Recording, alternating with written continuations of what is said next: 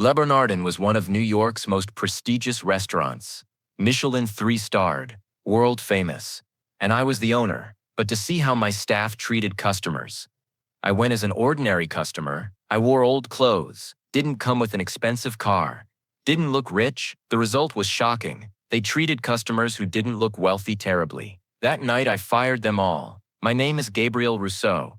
I'm 45 years old, and I own one of the world's most prestigious restaurants called Le Bernardin in New York. We have 3 Michelin stars and are considered legendary in the culinary world. The restaurant is inherited from my family. My grandfather started it in Paris in 1950. My father moved it to New York in 1980. I took over 15 years ago and made it a worldwide brand. Le Bernardin isn't just a restaurant. It's an experience. Average bill is $300 $400 per person. Reservations are made 3 months in advance. Our customers are Hollywood stars, billionaires, world leaders. I usually work in my office on the upper floor of the restaurant. I leave operational matters to General Manager Pierre Dubois. Pierre is an experienced name I brought from France. He has 20 years of experience. Chef Antoine Bernard is one of the world's most talented chefs. I pay him $50,000 a month. His dishes are like works of art. Everything seemed perfect. Financial situation was good. Customer satisfaction was high. We maintained our Michelin stars. But lately I started receiving strange complaints. Some customers complained about discrimination. They said customers who don't look rich are treated badly. I didn't believe it at first. I thought Le Bernardin is a prestigious place. Such things don't happen. But as complaints increased, I got curious. Was my staff really discriminating between customers? The only way to answer this question was to do undercover research. I wanted to act like a normal customer in my own restaurant and see my staff's true face. My plan was simple. I would wear ordinary clothes, not go with my expensive car, not look rich. I would just act as an average customer and see how I was received. Wednesday evening, I put the plan into action. Instead of my normal suits, I wore old jeans and ordinary shirt. I took off my expensive watch. I left my Lamborghini in the garage and took a taxi. Even when I stood in front of Le Bernardin, there was a difference. Valet Steve waiting at the door didn't recognize me, of course, but his attitude was very different. Normally when he saw me, he would say, "Good evening, Mr. Rousseau. Let me take your car." This time, he asked coldly, "Good evening, sir. Do you have a reservation?" "Yes, under Gabriel Williams," I said. I had used a fake name. Steve looked at his list. "One moment, sir." He went inside and talked to receptionist Emily. Emily saw me but didn't recognize me. Emily came, "Mr. Williams, your reservation is for 8:30. You're 15 minutes early. You can wait outside." I was shocked. Normally when they saw me, they would immediately seat me at the best table. They would apologize for coming early. Now they were telling me to wait outside. "Can't I wait inside?" I asked. "Unfortunately, the bar is full. You need to wait outside." The bar wasn't full. I could see. There were only 3-4 people. But I looked ordinary, so I was being made to wait outside. 20 minutes later, I was let inside. But the table location was shocking. Next to the kitchen door. Noisy. A bad table. Normally, we would never use this table. Waiter James came. James had been working for 5 years. He was a good employee, but his behavior with me was very different. "Good evening," he said indifferently. "Drinks. Can I look at the wine list?" "Sure." He handed over the list but gave no explanation. Normally, our waiters would explain the wine list in detail and make recommendations. "Can you give me information about this Bordeaux?" I asked, pointing to the $400 wine. James looked. "It's an expensive wine. Would you like something else?" So he was implying I couldn't afford expensive wine. Whereas normally he would say, "Excellent choice, Mr. Rousseau, I'll bring it right away." "No, I want this," I said. "Are you sure? $400? "I'm sure." James was surprised but brought the wine. He poured for tasting. The wine was perfect, but James wasn't interested at all. The food order was even worse. While looking at the menu, James was waiting impatiently. "Are you ready?" he asked hastily. "Can I have a little more time?" "Sure, but the kitchen is busy. If you order late, waiting time will be longer." This was a threat.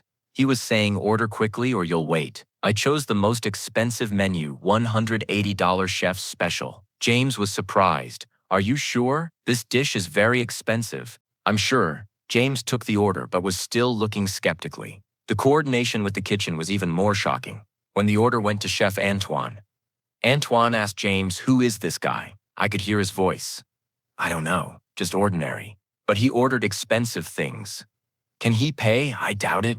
We can't make chefs special for everyone who wants it." So my chef thought expensive dishes were not for everyone. 30 minutes later, the food came. But the presentation was terrible. Normally, chef's special comes like a work of art. The chef personally explains. This time, James brought it, put the plate on the table, said chef special, and left. The food was cold. Sauces were scattered. Garnishes were missing. This wasn't Le Bernardin standard. "Excuse me," I said, calling James. "The food is cold." James came, looked at the plate. "It looks normal temperature." "No, it's cold. Can it be changed?" James sighed. "Let me talk to the kitchen." 5 minutes later, he returned. "Chef says the food is normal temperature. The problem might be with you." So my chef was saying the problem is with you. In my own restaurant, my own chef was treating me like this. "I want a new dish," I said firmly. "You need to pay for the second dish." "Why? The first dish was cold." "You think it was cold? We sent it at normal temperature." This was unbelievable. We had the principle that the customer is always right. Now they were going to make me pay for 2 dishes. "I want to speak to your manager." James went and brought Pierre. Pierre saw me but didn't recognize me.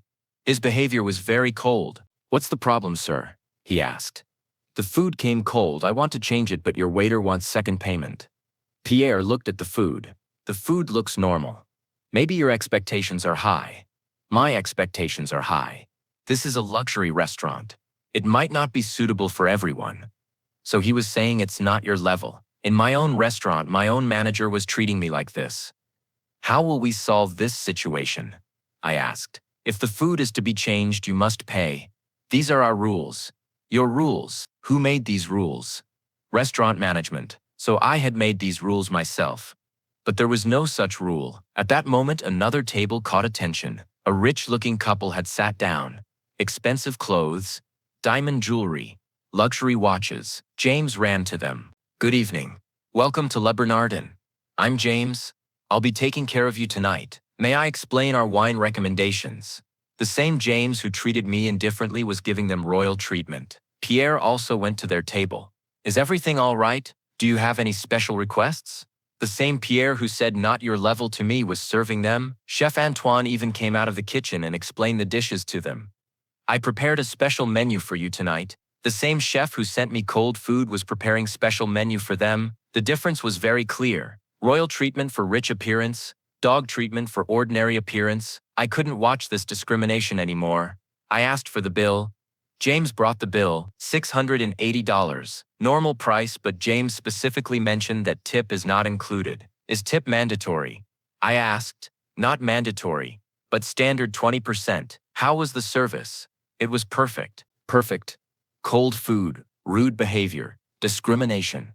Was this perfect? I paid the bill but didn't give tip. James's face changed.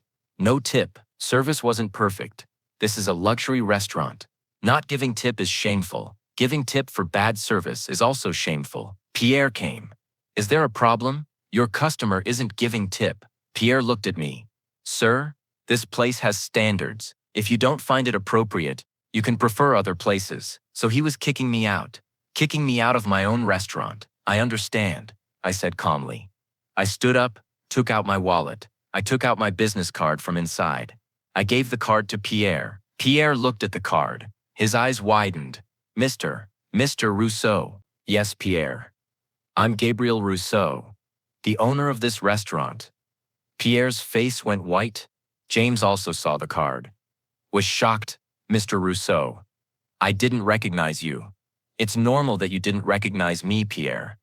Because I was in customer disguise. I don't understand. For 3 hours I acted like a customer here, and I saw my staff's true face." The restaurant went silent. Other waiters, chef, everyone was looking at us. "Pierre, you told me not your level." "James, you told me you can't afford expensive wine." "Antoine, you sent me cold food." Everyone couldn't speak. But the main problem is discrimination. You gave royal treatment to the rich-looking couple, dog treatment to me. "Mr. Rousseau, I apologize. Because I didn't recognize you. The problem isn't that you didn't recognize me, Pierre. The problem is that you discriminate between customers. I didn't do such a thing. I saw it, Pierre. I watched for 3 hours. Chef Antoine came, Mr. Rousseau. I also apologize. If the food went cold. Antoine, the food didn't go cold. You sent it cold. Because you thought I was an ordinary customer. No, sir, such a thing. Antoine, you said expensive food isn't for everyone. We heard. Everyone was silent. This restaurant has respected its customers for 70 years. Doesn't distinguish rich from poor. Everyone gets the same standard. Yes, sir, Pierre said. But what I saw tonight was terrible. Discrimination. Bad service. Rude behavior. This won't happen again, sir. You're right, Pierre. Because you're not working here anymore. Pierre was shocked. Mr. Rousseau, you're fired, Pierre. James, you're fired too. Antoine, you're fired too. Sir, please. This is a mistake. Ruining our 70-year reputation in one night isn't a mistake. It's sabotage. I called the security guards. Remove these 3 people from the building. While Pierre, James, and Antoine were being removed, there was deep silence in the restaurant. I gathered the remaining staff.